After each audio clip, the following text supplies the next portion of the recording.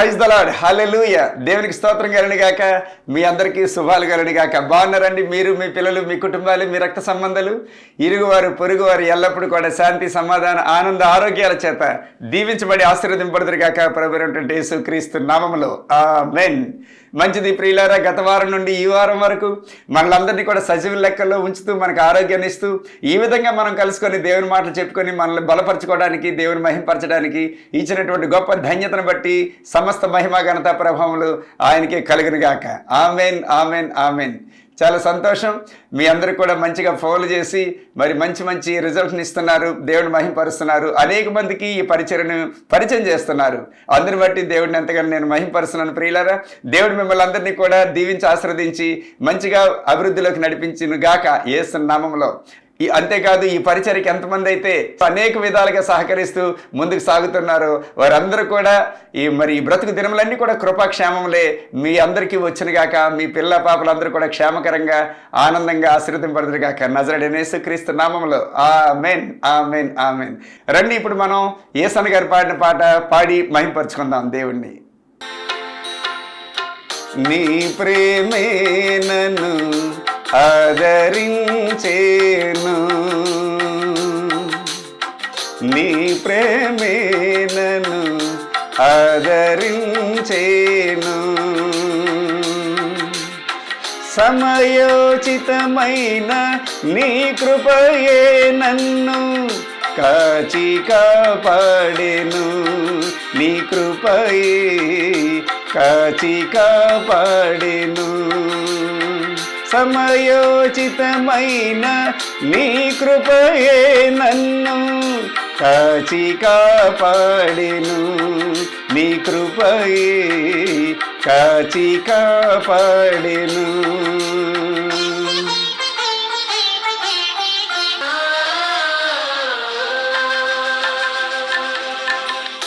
చీకటి కెరటాలలో కృంగిన వేళలో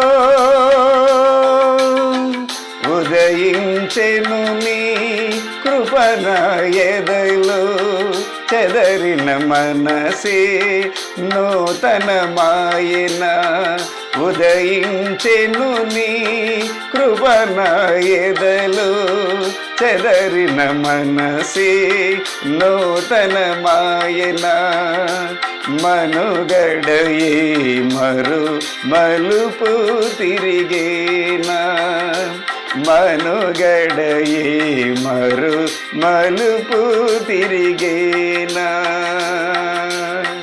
నీ ప్రేమే నన్ను ఆదరించేను, నీ ప్రేమే నన్ను ఆదరించేను, సమయోచితమైన నీ కృపయే నన్ను కాచి కాపాడెను, నీ కృపయే కాచి కాపాడెను, సమయోచితమైన నీ కృపయే నన్ను కాచి కాపాడెను, నీ కృపయే కాచి కాపాడెను. ప్రియులారా, నా అనుభవంలో నుండి ఒక మాట చెప్పనివ్వండి దేవుడు తెలియనటువంటి ప్రజలకి. మరి ప్రియులారా, మరి జీవితం ఎంతో విశిష్టమైనటువంటిది, విలువైనటువంటిది, శ్రేష్టమైనటువంటిది. దీన్ని ఎన్ని కోట్లాది రూపాయలు పెట్టి కొన్నా సరే దాని విలువ మనం కట్టలేము. జీవితం అన్నది ఒకటే, చాలా చిన్నది. దేవునికి స్తోత్రం కలుగును గాక. ఈ జీవితంలో మనం ఆనందంతో, సంతోషంతో, ఆరోగ్యం చేత దీవించబడాలి, ప్రభు చెయ్యి పట్టుకొని నడవాలి అనేటువంటి ఉద్దేశంతో మనల్ని సృష్టికర్త ఈ భూమి మీదకి తీసుకొచ్చి ఈ భూమిని, ఆకాశమును, సూర్యచంద్ర నక్షత్రాదులన్నింటినీ కూడా తన నోటి మాట ద్వారా సృష్టించి మనల్ని మాత్రం ప్రత్యేకంగా తన చేతితో నేలమట్టి తీసి తన రూపం పెట్టి మన యొక్క నాసికా రంధ్రాల్లో తన ఊపిరిది తన బిడ్డలుగా, తన పిల్లలుగా చూసుకొని పొంగిపోవడానికి ఆయన ఇష్టపడినటువంటి దేవాతి దేవుడు. ఈ చిన్న జీవితంలో మనిషి విచారంతో, బెంగలతో, బెగులతో, చీకులతో, చింతలతో, ఆందోళన కలిగి రకరకాలైనటువంటి జబ్బులు, జ్వరాలతోని, భయంతోని, వణుకుతోని మరి బ్రతకడం ఆయనకి ఇష్టం ఉండదు ప్రియులారా. కాబట్టి ఈ భూమి మీద మనిషి యొక్క జీవితం ఉన్నతమైనటువంటి స్థాయిలో ఉండాలని, ఎల్లప్పుడూ కూడా నవ్వుతూ ఉండాలని, ఎల్లప్పుడూ కూడా శరీరం అంతా ఆరోగ్యంతో నిండాలని, బ్రతుకు దినాలన్నీ కూడా కృపాక్షేమాలే మన వెంట రావాలని ఉద్దేశంతో మరి దేవాతి దేవుడైనటువంటి వాడు, సృష్టికర్త అయినటువంటి వాడు, జగద్రక్షకుడైనటువంటి వాడు, ఓంకార స్వరూపుడైనటువంటి వాడు, ఆది సంభూతుడైనటువంటి వాడు, ఆత్మస్వరూపుడైనటువంటి వాడు, ఆత్మదేవుడైనటువంటి వాడు కోరుకుంటున్నాడు.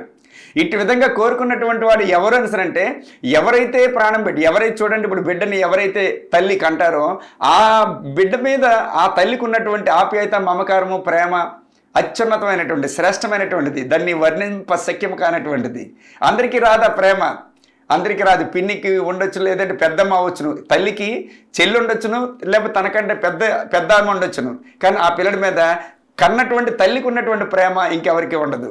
ఎందుకంటే తను నవమాసాలు మోసి కనిపించింది కాబట్టి. అట్టి విధంగానే ఈ దేవాతి దేవుడు కూడా ఈ భూమి మీద నరులందరినీ కూడా సృష్టించినటువంటి, నరులందరూ కూడా క్షేమాన్ని కోరుకున్నటువంటి వాడు, బ్రతుకు దినాలన్నీ కూడా. కాబట్టి ప్రియులారు, ఈ నేల మట్టిని తీసి తన శరీరంగా తయారు చేసి, అంటే చుట్టూ ఈ శరీరాన్ని విడిచిపెట్టిన తర్వాత, ఈ భూమిని విడిచిపెట్టిన తర్వాత ఈ జీవాత్మ అనేది మరలా అతని దగ్గరికి వెళ్ళాలి. కాబట్టి అందుకనే మనుషులు అన్నటువంటి వారు ఈ భూమి మీద ఉంటుండగానే వారి సృష్టికర్త ఎవరు, వారిని ఎవరు సృష్టించారు, ఎవరు రూపం పెట్టారు, ఎవరు ప్రాణం పోసారు అన్నటువంటి అడ్రస్ కనుక్కోకుండా తెలియకుండా ఉన్నట్లయితే ఆ జీవితం మరి చాలా నాశనకరమైనటువంటిది, చాలా దరిద్రంతో కూడుకున్నటువంటిది, దుఃఖంతో కూడుకున్నటువంటిది. కాబట్టి ప్రియులారా, ఏదేమైనప్పటికీ సత్యాన్ని మనం ఎరిగినప్పుడు సత్యం అన్నది మనల్ని స్వతంత్రులుగా చేస్తుందంట. ఆ సత్యమే మనల్ని నడిపిస్తుందంట. ఆ సత్యమే మన జ్ఞానాన్ని, శక్తిని, బలాన్ని, ఆరోగ్యాన్ని ఇస్తుందంట. ఆ సృష్టికర్త అన్నటువంటి వాడు, ఆ జగద్రక్షకుడు అన్నటువంటి వాడు ఈ భూమి మీద యేసుక్రీస్తు తప్పించి ఇంకెవరు లేరని చెప్పేసి, మొత్తం ప్రపంచంలో ఎవరు లేరని చెప్పేసి నేను మీసమ చేయి పట్టి సవాల్పూర్వకంగా నేను చెబుతూ ఉన్నాను ప్రియులారా. ఎందుకంటే ఇది నా అనుభవం.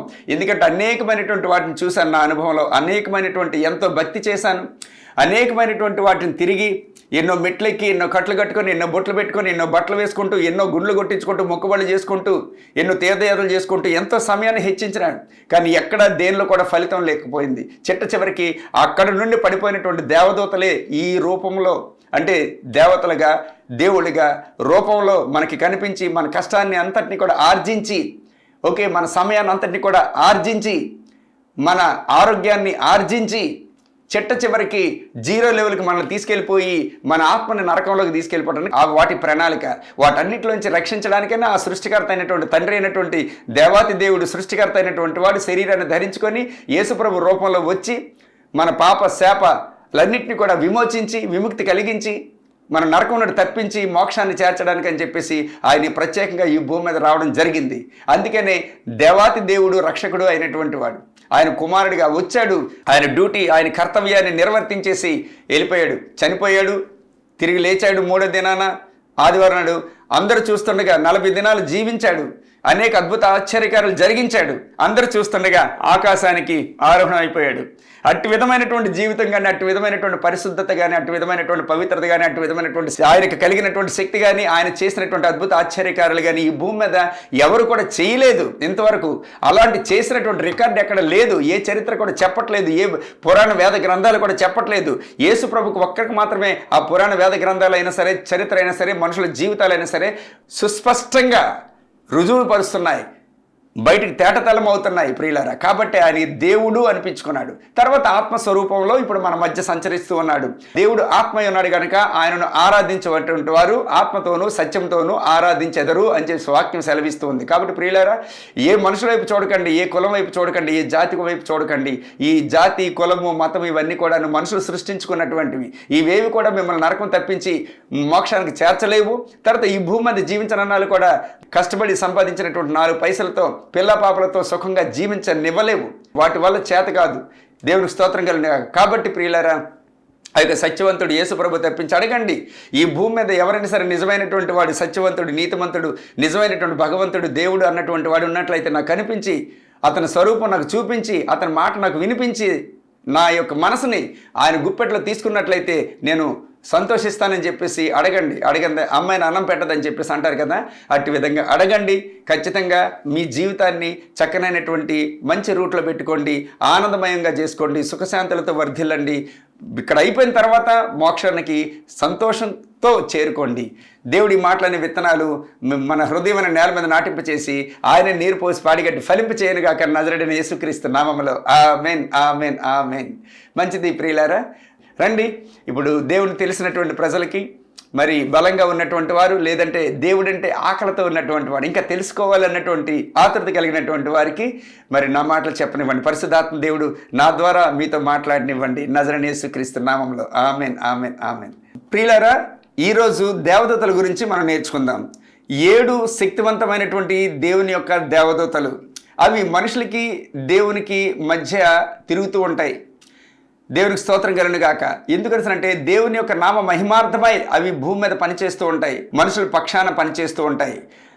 ఎందుకంటే మనుషులు ఎవరు? దేవుని పిల్లలు కాబట్టి ఆ దేవుని పిల్లలైనటువంటి మనకి ఎలాంటి అడ్డులు, ఆటంకాలు, అవరోధాలు, నష్ట కష్టాలు, ఆందోళనలు, అనారోగ్యాలు, అవిశ్వాసాలు, అవిధేయతలు కలగకుండా ఎల్లప్పుడూ కూడా సంతృప్తి చేత, సంతోషం చేత, ఆనందం చేత జీవించేటట్లు ఎల్లప్పుడూ కూడా కాపాడుతూ ఉంటాయి అవి. దేవుని స్తోత్రం కలుగును గాక.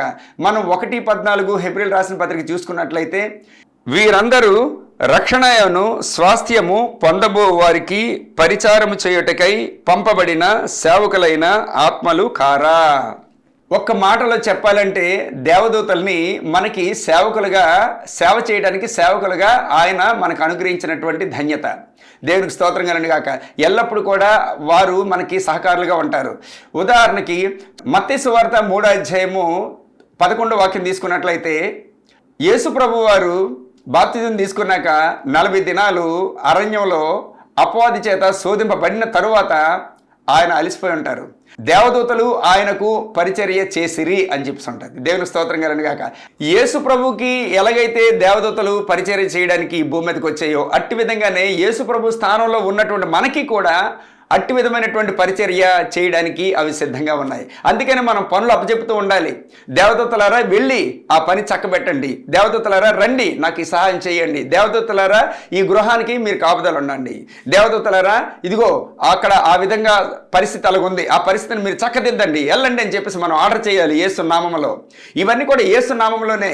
ఎప్పుడైతే నువ్వు పరిశుద్ధాత్మను పొందుకుంటావో వెంటనే దేవదూతలు నీకు సిద్ధంగా ఉంటాయి. నువ్వు ఎప్పుడైతే బాప్తిజం తీసుకుంటావో నీ పరిచర్య చేయడానికి దేవదూతలు సిద్ధంగా ఉంటాయి. ఎప్పుడైతే దేవుని యందు రక్షణ పొందుకున్నావో, మారుమనసు పొందుకున్నావో వెంటనే దేవదూతలు నీకు సిద్ధంగా ఉంటాయి. అన్ని విషయాల్లో కూడాను నువ్వు ఏది కోరుకున్నా సరే అవన్నీ హెల్ప్ చేస్తాయి. నాకు ఎన్నోసార్లు దేవదూతలు నాకు సహాయం చేయడం నేను చూశాను. నా సెల్ ఫోన్ బట్టల షాప్లో మర్చిపోయినప్పుడైతే ఆ రాత్రంతా కూడా అక్కడే ఉంది. తెల్లరిసరికి నేను అయితే చెప్పాను, ఆ రాత్రి దేవదూతలు చెప్పాను, నా సెల్ ఫోన్ తీసుకొచ్చి రేపు మార్నింగ్ కల్లా నాకు ఇవ్వాలి, మీరు నాకు కనిపించేటట్లు చేయాలని చెప్పేసి అనేసరికి నేను వెళ్ళిపోయాను, నా డ్యూటీకి నేను వెళ్ళిపోయాను. మరలా మార్నింగ్ వచ్చేసి నేను కొత్త సెల్ ఫోన్, ఇది మాట మర్చిపోయాను సెల్ ఫోన్ కొనడానికి, నేను మార్నింగ్ వెళ్ళిపోతున్నాను. ఎందుకైనా మంచిది చెప్పేసి ఆ షాప్కి వెళ్ళేటప్పుడు ఆ షాప్ దగ్గర ఉన్నటువంటి సెక్యూరిటీ గార్డ్ని అడిగాను, రాత్రి ఏమైనా సరే సెల్ ఫోన్ ఏమైనా దొరికిందా ఆయన. ఏంటి ఆ సెల్ ఫోన్ కంపెనీ అంటే OnePlus అడిగాను. OnePlus అని దొరికింది సార్ అన్నాడు. అంటే నేను చాలా స్టన్ అయిపోయాను. అంటే రాత్రి దేవదూతలు చెప్పినటువంటి మాట నాకు జ్ఞాపకం వచ్చింది. అందుకనే ఏదైనా సరే పని చెప్పండి, ఖచ్చితంగా వారు చేస్తారు.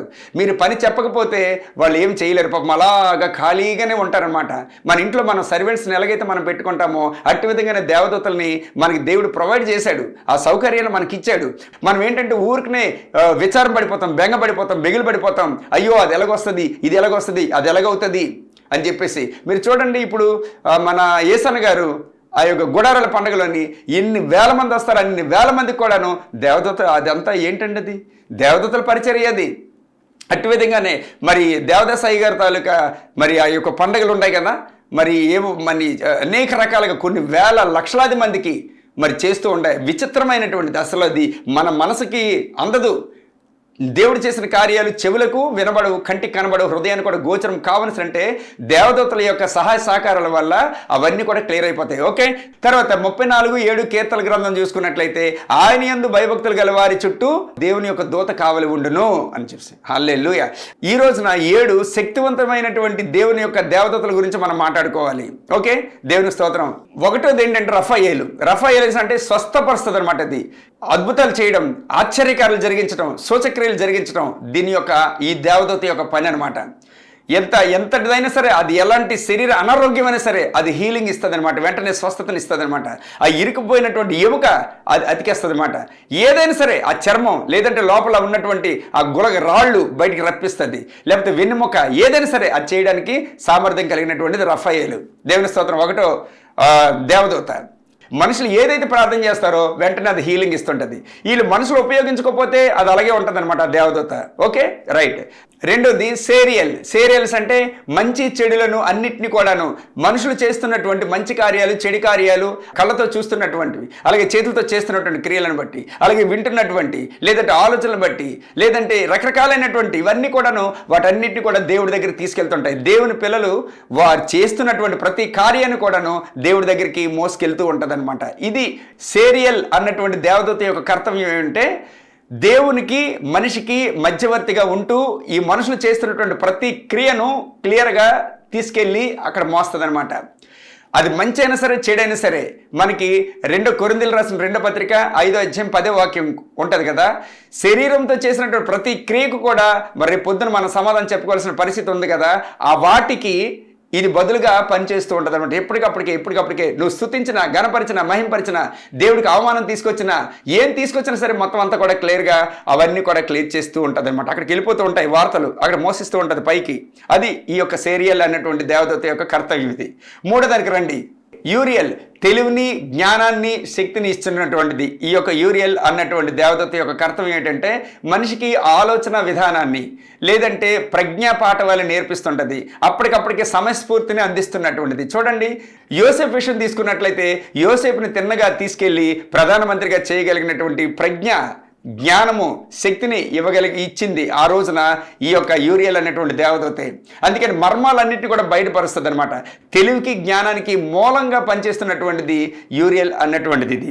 ఓకే, అదేవిధంగా 28, 29 మరి యెషయా గ్రంథంలో తీసుకున్నట్లయితే ఆశ్చర్యకరమైనటువంటి ఆలోచన శక్తియు అధిక బుద్ధియు అనుగ్రహించేవాడు ఆయనే అని చెప్పండి. దేవుని స్తోత్రం కలుగును గాక. అదేవిధంగా 2, 3 కొలసీలు రాసిన పత్రిక తీసుకున్నట్లయితే బుద్ధియు, జ్ఞానముయు, సర్వసంపదలన్నీ ఆయన యందే గుప్తములై ఉన్నవి అంటే ఈ దేవదూతే అందులోంచి తీసుకొచ్చి మనిషికి అందిస్తుంది అనమాట. సమయస్ఫూర్తిని అందిస్తుంది, చాలా గొప్పగా చేస్తుంది, మనిషిని మరి మహిమపరుస్తుంది అనమాట. ఒక గ్రేడ్ నుంచి మరో గ్రేడ్కి తీసుకెళ్తుంది అనమాట. ఇది ఈ యొక్క యూరియల్ అనేటువంటి దేవదూత యొక్క కర్తవ్యం. ఇది. దేవుని స్తోత్రం కలుగును గాక. హల్లెలూయా. 4వ చూసుకున్నట్లయితే గాబ్రియల్ అనేటువంటి దేవదూత మనుషులకి సమాచారాన్ని అందిస్తూ ఉంటుంది. ఉదాహరణ చూసుకున్నట్లయితే మరియమ్మ, నువ్వు గర్భవతిగా అవ్వబోతున్నావు, భూమి మీద రక్షకుడిని నువ్వు కనబోతున్నావు అని చెప్పేసి అక్కడ వార్తను అందిస్తుంది అనమాట. లూకా సువార్తలు మనం చూసుకున్నట్లయితే 1వ అధ్యాయంలో ఈ గాబ్రియల్ అందించినటువంటి దేవత. అంతేకాకుండా కీర్తనల గ్రంథం మీరు చదివినట్లయితే అంతా కూడాను ఈ దేవదూత యొక్క పాత్రే ఉంటుంది అక్కడ. నీవే నా విమోచకుడవు, దావీదు అంటాడు కదా, నీవే నా విమోచకుడవు, నా కొండవు, నా కోటవు, నా కేడము, నా దుర్గము నీవు తప్ప ఎవరు లేరు అని చెప్పి. అందుకని యెహోవా యందు ఆనందమే నాకు బలమై ఉందని. 37:4 కీర్తనల గ్రంథంలో చూసుకున్నట్లయితే యెహోవా యందు సంతోషించుము, ఆయన నీ హృదయ వాంఛలను తీర్చును. అట్టి విధంగానే మరి నెహెమ్యా గ్రంథం 8:10 తీసుకున్నట్లయితే యెహోవా యందు ఆనందమే నాకు బలము అని చెప్పాను. దేవుని స్తోత్రం కలుగును గాక.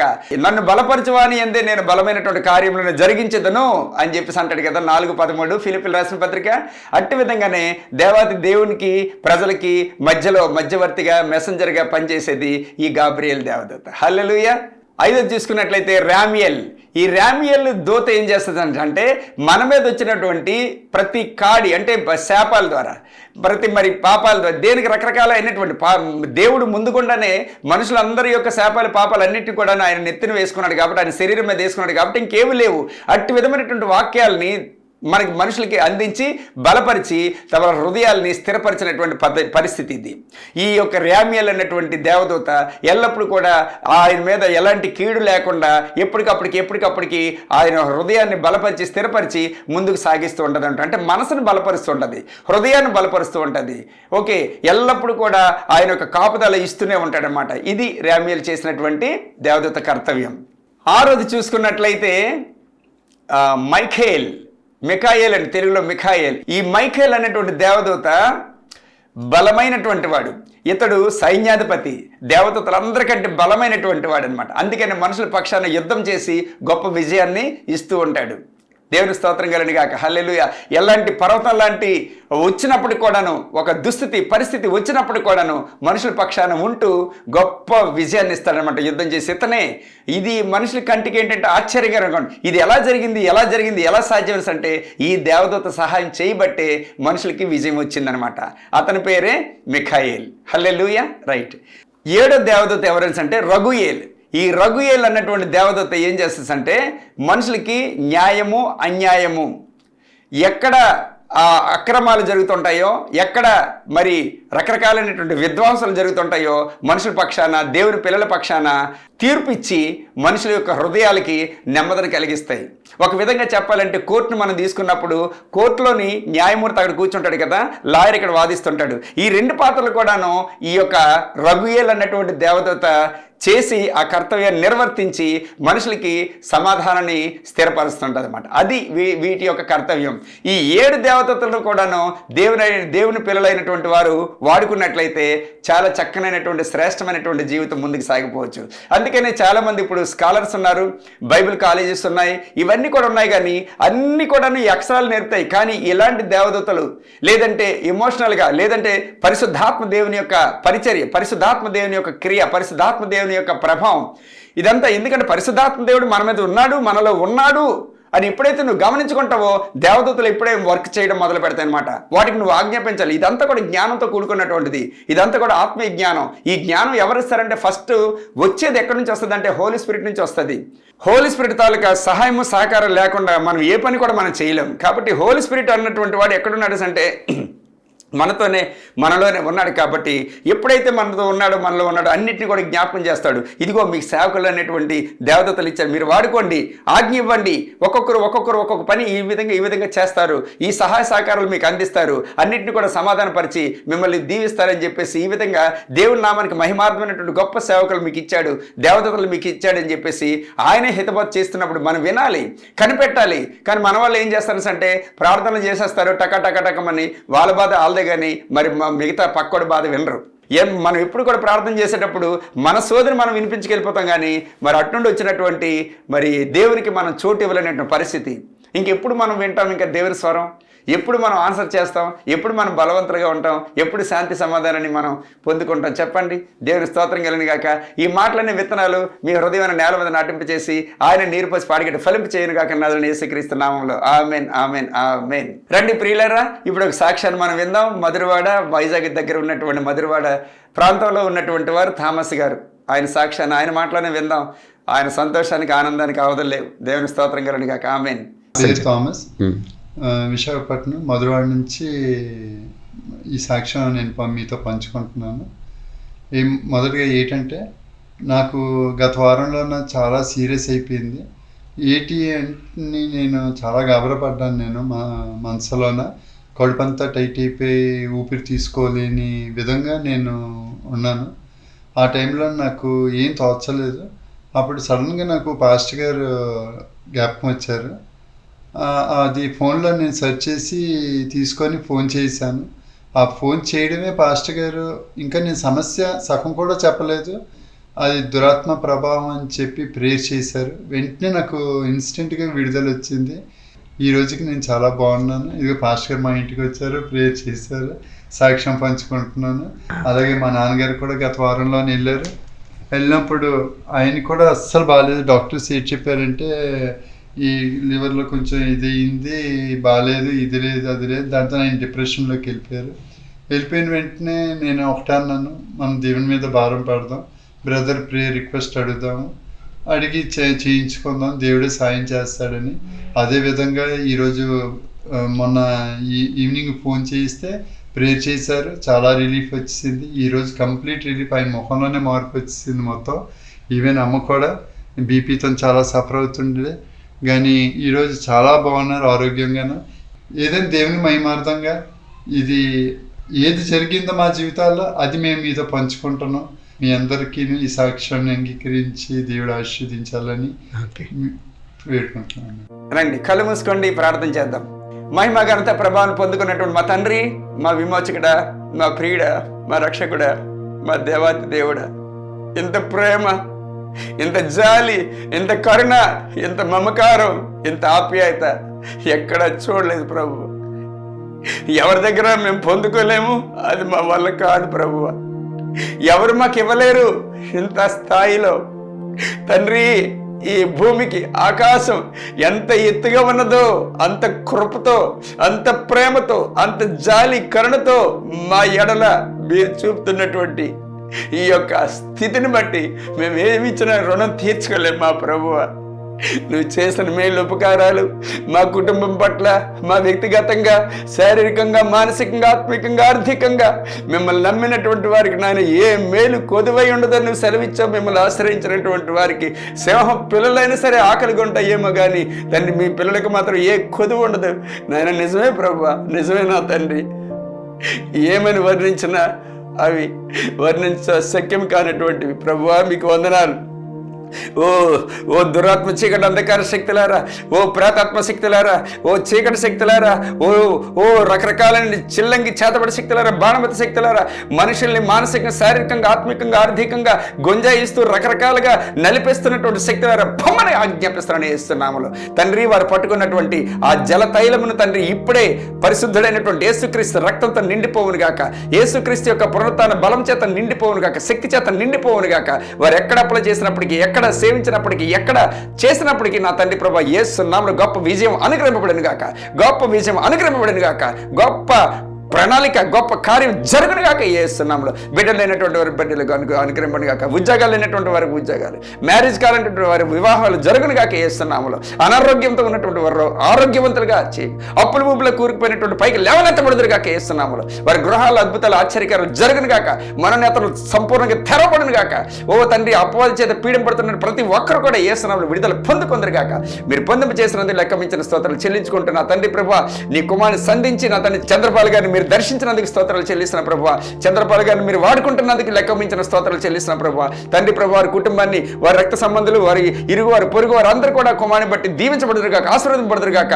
అజ్ఞానంలో ఉన్నటువంటి వారు జ్ఞానంలోనికి, అసత్యంలో ఉన్నటువంటి వారు సత్యంలోనికి, తండ్రి చీకట్లో ఉన్నటువంటి వారు వెలుగులోనికి రావడానికి తండ్రి ప్రభు నీ కుమారుని ప్రేరేపించినందుకు లెక్కమించిన కృతజ్ఞతలు చెల్లిస్తున్న ప్రభువా.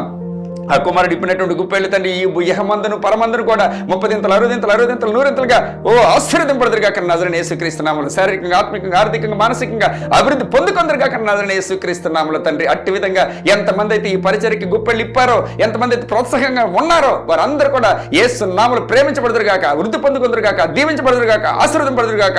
యేసు నామములో తండ్రి ప్రభువా, వారు ఎల్లప్పుడూ కూడా సుఖశాంతులతో వర్ధిల్లుదురు గాక యేసు నామములో.